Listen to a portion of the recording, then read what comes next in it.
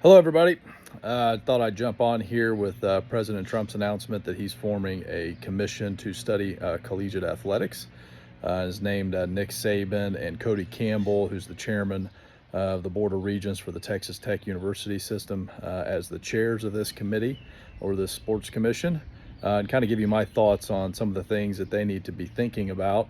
In reading some of Mr. Campbell's essays that he's written, I think some of our thoughts align in terms of, a demarcation between some sports that are, moving in a professional direction and some that are still really amateur sports.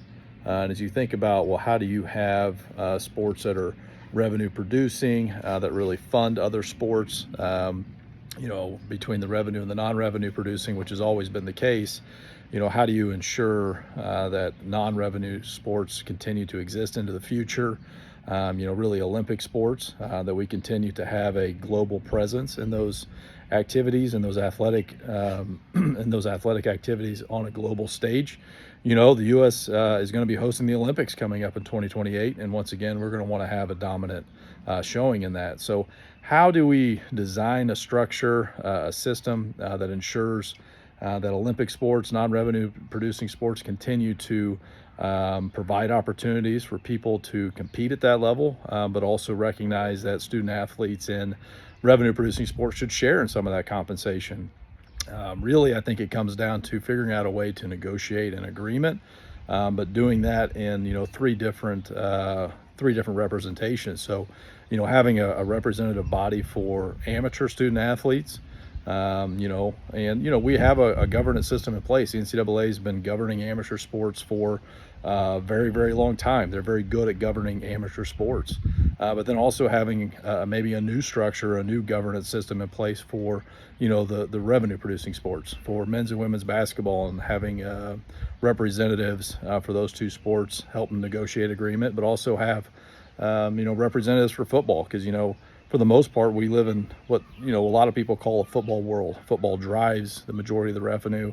It drives the media rights. It drives the television time in college athletics. So how do we get those three negotiating groups together, and then determine what is fair compensation? What do we call compensation?